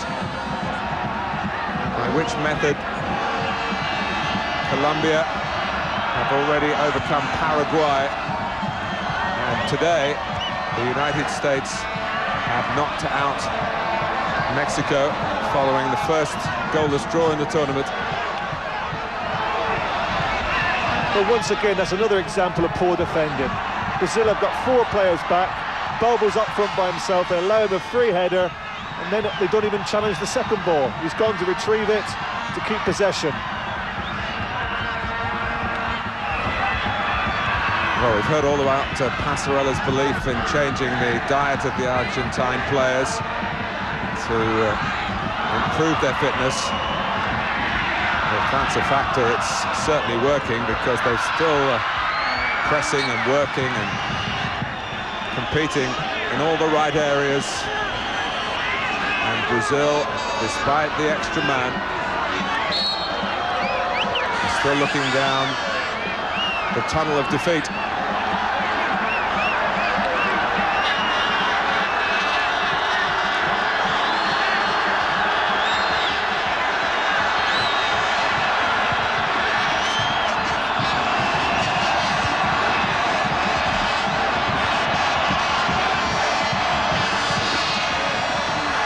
Savio. Play on, the message from the referee, who was right there again to allow Fabri to get away with a challenge. Juninho. Edmundo.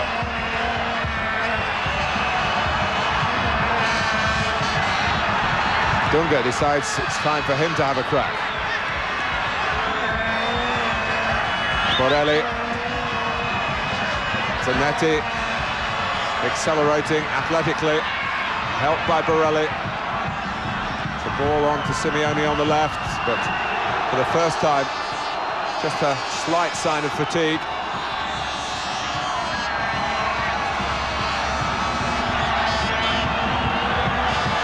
And back come Brazil once more.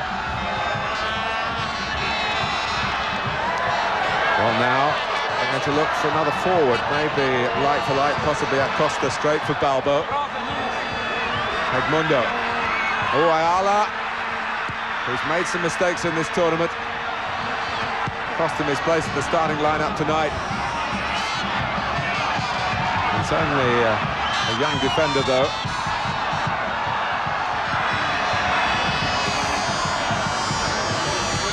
Hooks off Zanetti's head. Roberto Carlos. Juninho. Edmundo. Juninho! Well, there were those behind Cristante covering on the line. Juninho couldn't take it first time, which is possibly his best chance. No, it was clever play from Edmundo. Lovely little chip over the back of the Argentinian defence. Here his control lets him down, and he's forced to try and get a cross in. So keeper saves. Argentina defending the corner at the near post. Brazil have scored from a couple of corners in the tournament. Of course, Juninho embarrassed Higuita, but not Cristante then, and in any case, the referee had spotted some jostling in there. And the whistle had gone. Acosta played in the 93 final.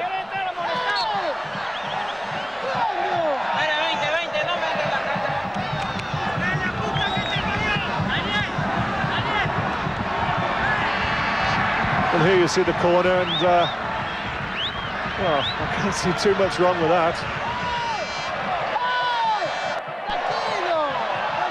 A little bit of time wasting here, I think. And the referee sent Passarella off. Has told Passarella at least to get back to where he belongs. but maybe more than that. But Balbo has come off for Acosta.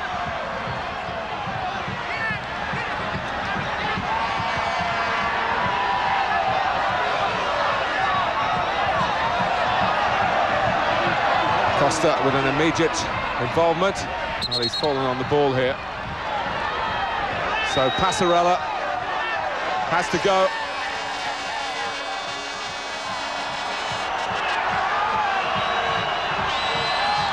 So Argentina have lost a player, and now they've lost the brains behind it all. Daniel Passarella. Will that leave the team rudderless as they move heroically towards a victory here? Acosta. Chamot is supporting him. Well, that was a great run from Chamot, wasn't it? He must have gone in between 3 or 4 Brazilian attempts at trying to tackle. I mean, some of the tackling from the Brazilians leaves a lot to be desired.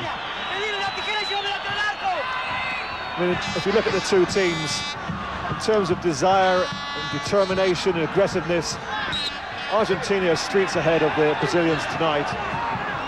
It's not pretty to watch, it's a rear-guard action, but they certainly deserve to get something from this game, I feel, Argentina, for the effort they've put into it.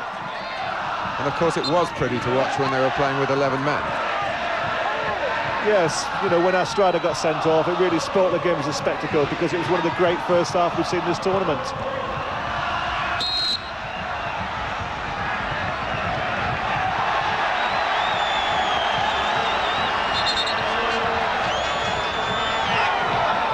Well, you do feel another flashpoint isn't too far away here. Well, Argentina have got to make sure now they keep the 10 men. They don't want any more sent off, because with 10 men, as I thought would happen, they've rather coped reasonably well with the Brazilian attacks. But if they were to lose another man, I think then the handicap would be far too great. Oh, the decision is a free kick to Argentina. Pirelli takes it. Simeone has shown a willingness to attack the set pieces. I would think Passarella's absolutely delighted that his counterpart Zagallo has decided to play continually in the second half with Cruz, Aldair and Sampaio in central defensive areas. Because basically they've only had one player up front.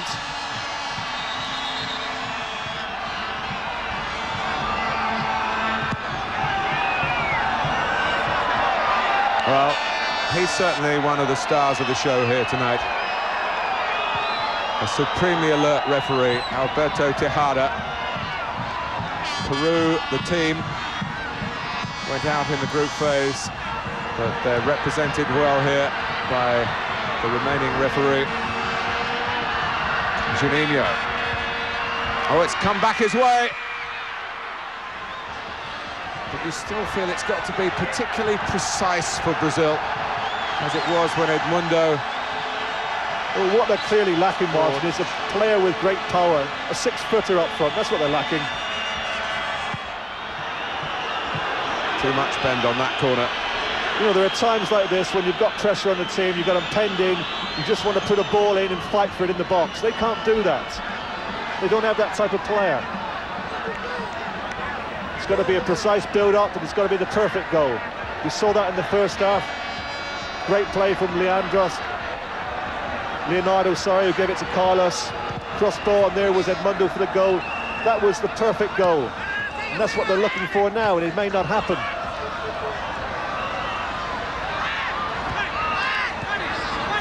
Zanetti. Well, with the energy of youth and the desire of youth, some might say overcommitting himself there, he might learn a bit more about being back in his own half in these circumstances. A little more space for Brazil to utilise here. Jorginho's cross. Tulio takes it down. Tulio! Surely it was handball.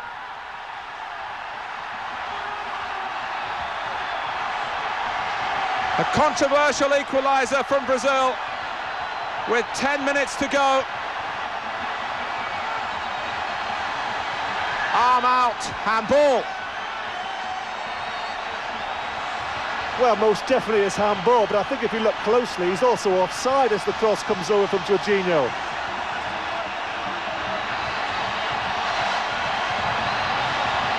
Well, Argentina are devastated by this, with some justification.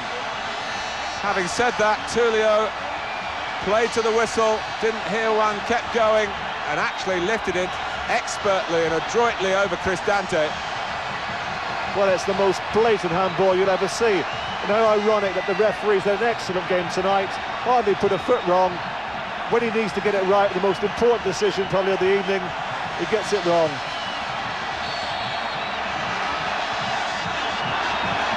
Well, there'll be English viewers who'll be saying, well, it's about time Argentina had a handball against them. When you go back 9 years to a World Cup quarter-final and a certain Diego Maradona, might take a while in international football for things to even themselves out. But that's a blatant injustice, just as it was at England's expense in Mexico City all those years ago.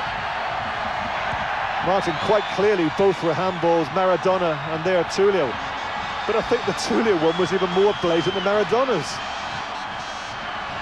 Yes, I'd agree with you. And here's Savio. And how will Argentina withstand this? Acosta. Cross came Cesar Sampaio. And a rarity in this tournament, a yellow card for a Brazilian player.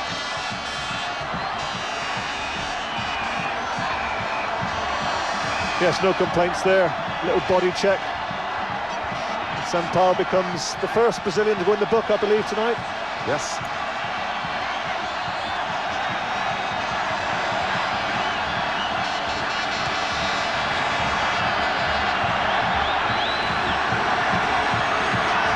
Zanetti. Here's Acosta. No Batistuta now, no Balbo. No, I'm just thinking Tulio, it's the second time now he's come off the bench in successive games. Did it, scored the second goal against Colombia to secure the win. And he's brought Brazil back into the game tonight when it looked as if they're maybe running out of ideas and certainly running out of time. But they weren't running out of luck.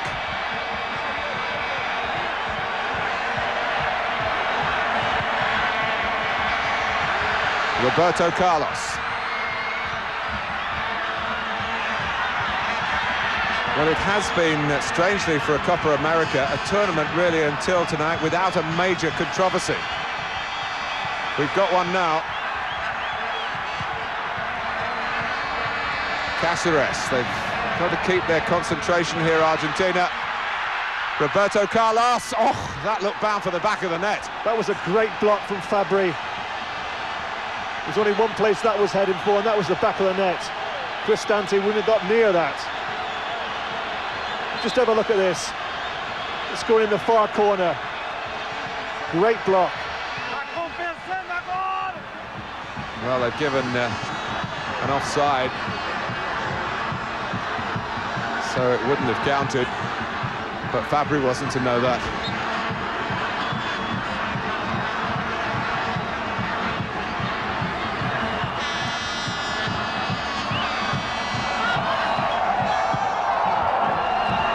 And here's Acosta. Now, Cesar Sampaio, well, recently booked. Sorry, I was saying he could be off. He is off. It's 10 aside for the 5 minutes that remain.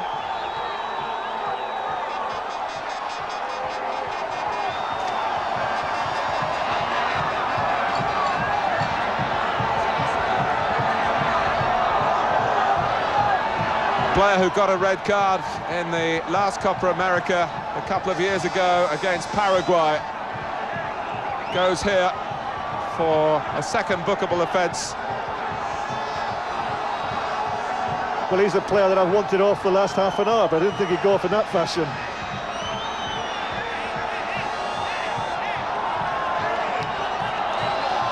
Oh, what a last 5 minutes we have here. Argentina back on equal terms, with full justification about, as far as the players on the pitch are concerned, Brazil back on equal terms on the scoreline with no justification at all.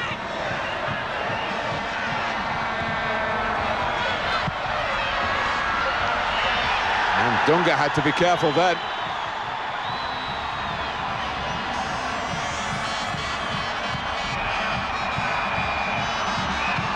Well, the first one's a great block, but I think you see here that Dunga doesn't attempt to play the ball. He was having his shirt pulled in the first place by Acosta. Simeone and Jorginho. A tussle to typify everything that's gone before in terms of the huge commitment here by both countries to progress into the semi-final. Jorginho from the short corner. Tulio's there again. Out comes Cristante and makes it his. Well, the Argentinian defenders went asleep there for a minute. Low and Janino and Jorginho, the short corner. They weren't alive to the situation. It could have proved costly.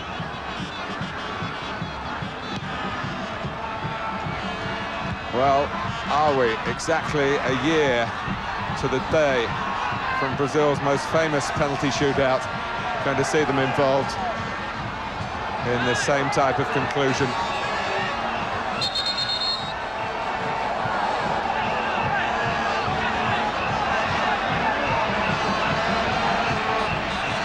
Tafarel, of course, the goalkeeper, who came up trumps against Italy, save from Daniele Massaro. He saw the great Robbie Baggio miss, and Franco Baresi before him. He's got a very, very good record in these penalty confrontations, but we're still a couple of minutes away from that. Juninho. Argentina could change their attitude now, but of course in doing so they risk maybe losing the whole pot of gold. And that's what it means to beat Brazil, even though the Copa America itself is not directly at stake here. Certainly Argentina's grip on it is. And it's been played like a final. Savio. Jorginho. That's poor play there from Savio. Just 2 minutes remaining on the clock. He's got to get the ball in the box. He had the opportunity to put an early cross in with his right foot. He let it be too precise, getting it back on his left foot. And the defender got the block tackle in.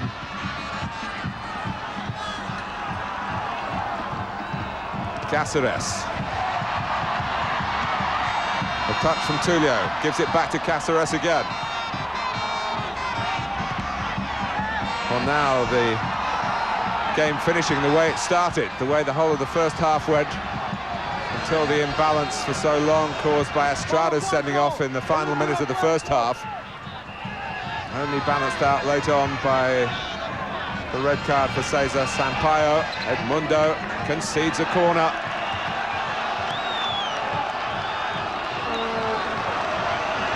Well, no one's in a hurry to take it, are they? I think they've both decided that draw will do. Well, I doubt if they've got the energy, to be honest, Trevor. It's been physical strain, the mental demands as well. Fabri has come up, Ayala's there, he's useful in the air. Aldair makes it his. Back with Simeone, 90 minutes played. 2 of the 3 previous quarter-finals have been decided by penalties. Oh, and Acosta doing his best to make the shootout not necessary here. Once again, a clever little ball from Simeone. Acosta does the right thing, he can't delay it, he knows Aldair is close to him. Hits it first time. Could have gone anywhere, but certainly in the last seconds of the game, it's worth a try.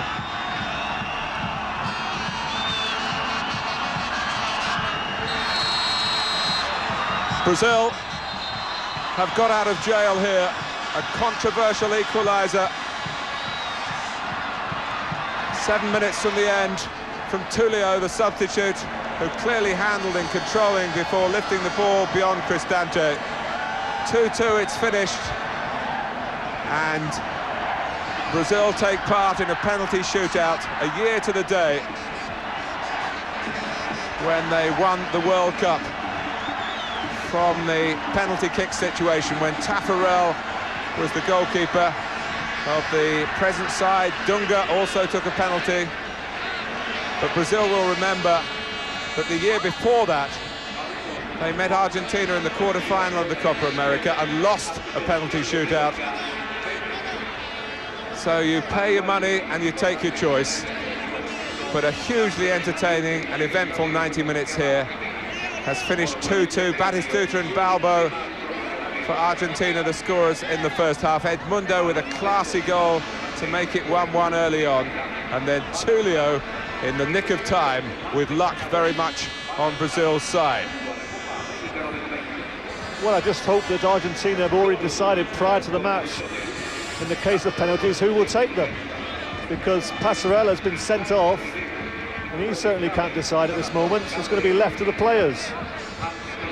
Well, we were getting reports, Trevor, that Cáceres, Simeone, Borelli, now they're still on the pitch, but the other two, Balbo and Batistuta.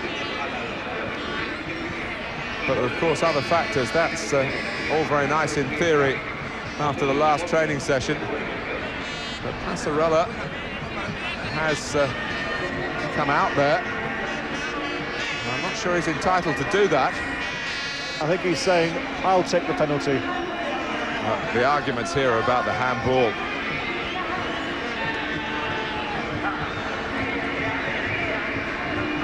Well, that's refereeing for you, as you said quite rightly, Trevor. He's had a magnificent game in every instance except one that's at least taken us this far. To say it's decided it Brazil's way means that Zagallo's men have to be successful from the penalty spot. Tafarel getting instructions from the veteran coach here. But Passarella is being asked to leave the premises.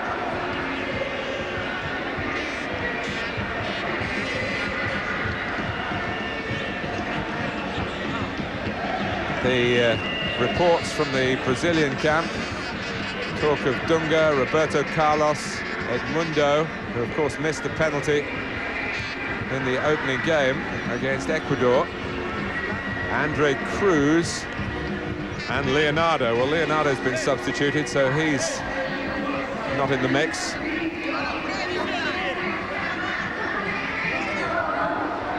I just wondered if it went through Zagallo's mind that Zinho's the only one who scored with a penalty in this competition for Brazil, whether with a couple of minutes left he didn't decide to bring him on as a substitute.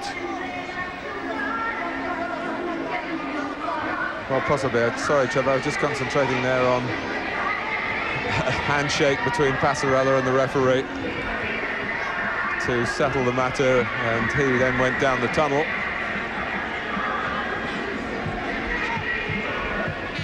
And you're quite right, having been sent from the bench, he's not entitled to get back out there at all.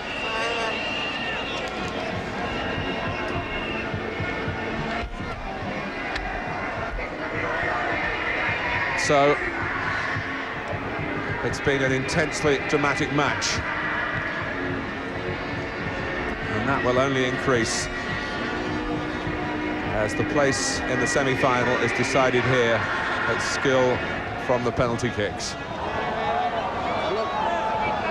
And certainly didn't beat them easily.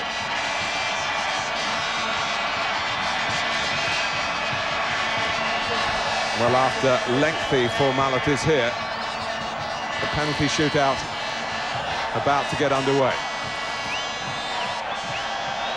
Cristante, very much the junior of the two goalkeepers. And up steps Roberto Carlos.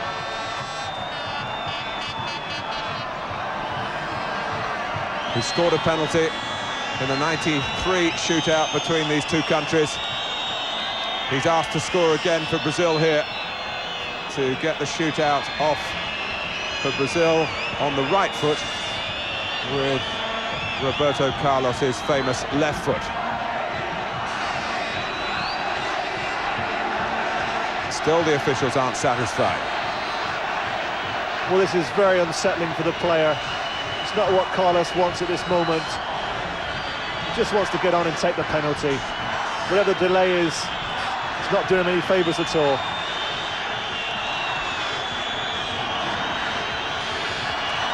Well, his attention diverted for a moment. Trying to get focused now on putting the ball beyond Cristante when he gets the signal to do so.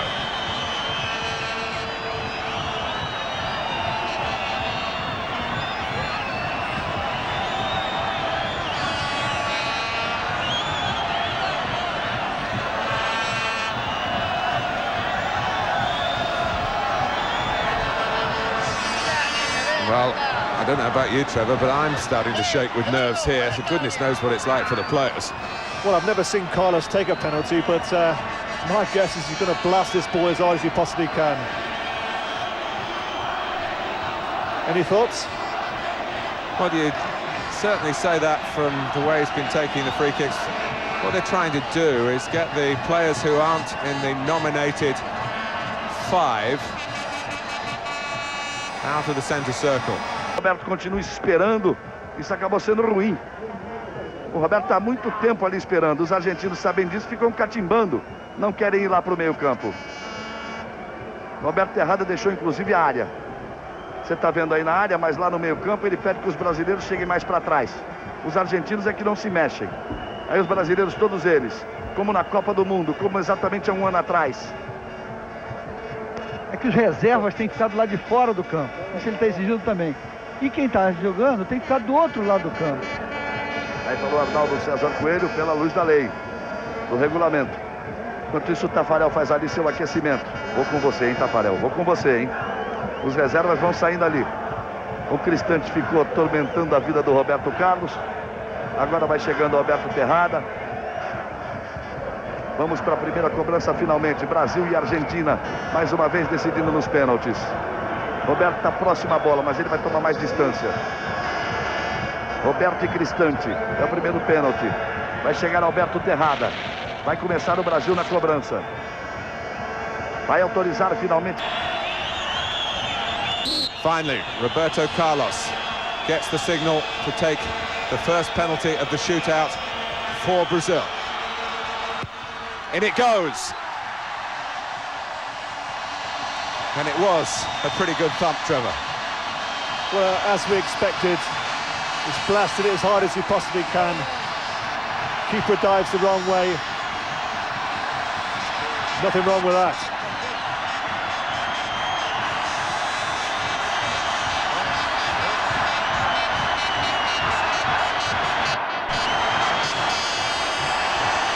So, from behind, Argentina get level with Perez. Well, it's a similar penalty, isn't it? Driven hard and low, keeper dives the wrong way.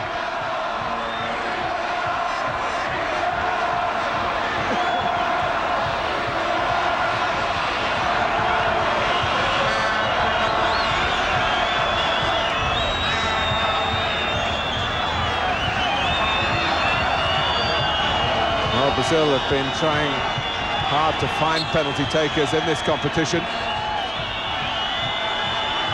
Here comes Tulio. And he's rather scuffed it in. Well, I think if you see this again, if the keeper had stood and not moved, he may have saved it. Straight down the middle, Cristante dives and wishes he hadn't bothered. Well, that's not the most convincing penalty, is it? But it's 2-1 to Brazil. Acosta. Another veteran from the shootout of '93 in the Copa America, and he scores, and it's 2-2. Once again, we're seeing a very good standard, 4 out of 4.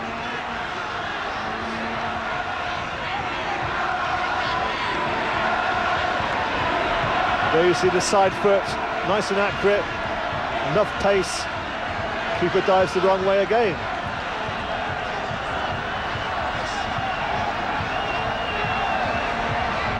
Andre Cruz, who is a dead ball specialist. Viewers of Italian football will know that.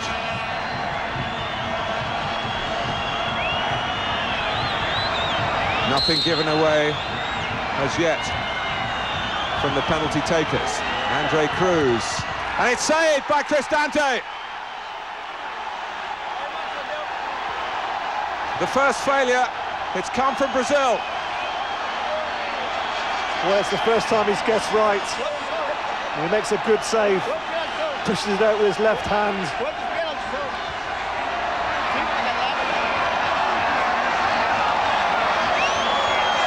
Well, he's following nobly in the footsteps of Goicoechea, Cristante, but here comes Simeone. And Taffarel saves, so we're level again.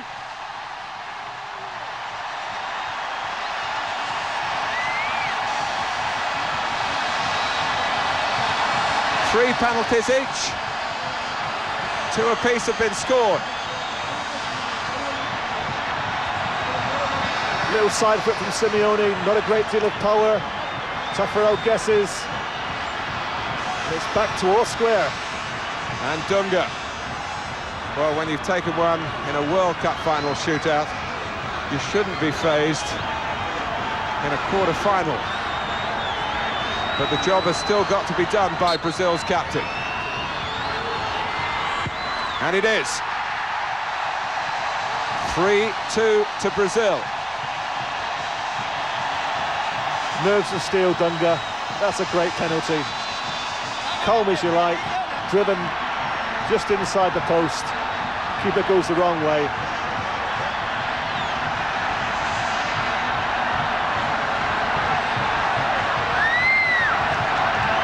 Well, can Nestor Fabri make it all square again? No! A second Taffarel save. Brazil are nearly there. A failure by Fabri. It's a good save, wasn't it? Elects to go the right way, moves slightly early, as they all do. Gets down to make a good save. Well, Edmundo, going through his mind perhaps thoughts of the failure in the game against Ecuador when Brazil started the competition. Didn't cost them then. Now he has the chance to put the World Cup holders into the semi-final of the Copa America. Argentina are out. No hat-trick of titles for them in the South American Championship. Brazil will play United States. And Edmundo's penalty. Well, here you see it. Cristante guesses the right way, gets his hands to it, but the power takes it through him into the back of the net.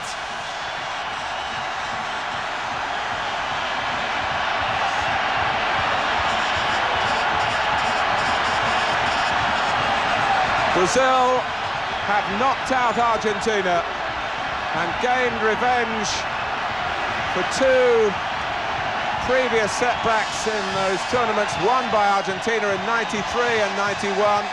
Memories of the World Cup as well of 1990.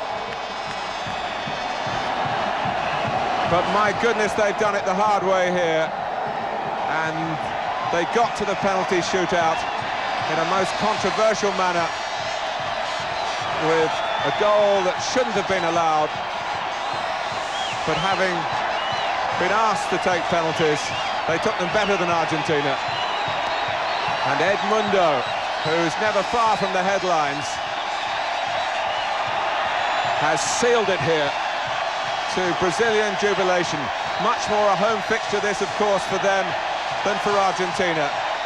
So close to the Brazilian border, the greatest share of tickets here for the Brazilians. They've outnumbered Argentina in that respect, and they've outnumbered them in the penalty shootout here by 4 goals to 2 after a thrilling 2-2 draw over 90 minutes. So we now know the semi-final lineup.